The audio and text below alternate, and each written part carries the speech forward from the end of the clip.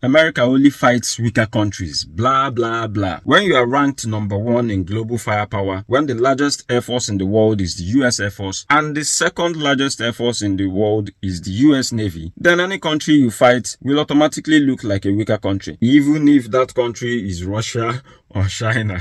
But let's talk about this weak country narrative you people keep repeating without thinking. At the time of the Gulf War, Iraq was not weak by any stretch of imagination. Iraq had the 4th largest army in the world, one of the most fortified air defense networks on the planet, 154 surface-to-air missile sites, 16,000 missiles in service, 972 anti-air artillery platforms, 2,400 anti-aircraft guns, 6,000 mobile anti-aircraft guns, 478 early warning radar arrays, 558 combat aircraft, and they still got dominated. Yes, they shot down about 75 coalition aircraft, but America and its allies achieved their superiority within a week. Now compare that to Nigeria in 2026, which doesn't even field 30% of Iraq's 1991 capabilities. Yet somehow, that's the country you confidently call weak, as if your brain is allergic to numbers. At this point, even if America fights Russia, you will still scream America is bullying a weak country.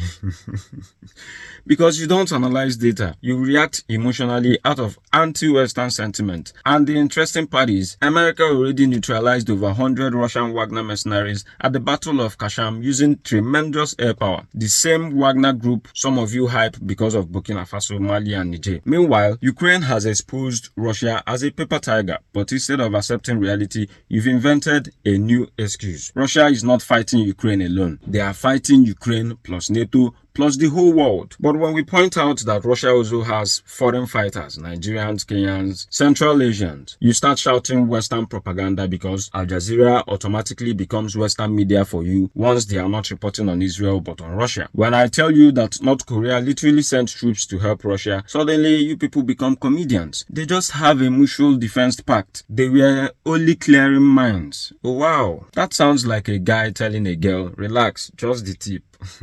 Yeah, sure, the North Koreans were just at the tip of cocks. But here's another hypocrisy. When it comes to America in Vietnam, where China and Soviet Union sent over 300,000 troops combined and lost thousands of men supporting North Vietnam, you never say America fought 3 countries. Not once. But for Russia, Russia can never simply be a paper tiger. It must be Russia versus NATO versus the whole galaxy. The double standard is incredible. See you on the next one. Think sharper.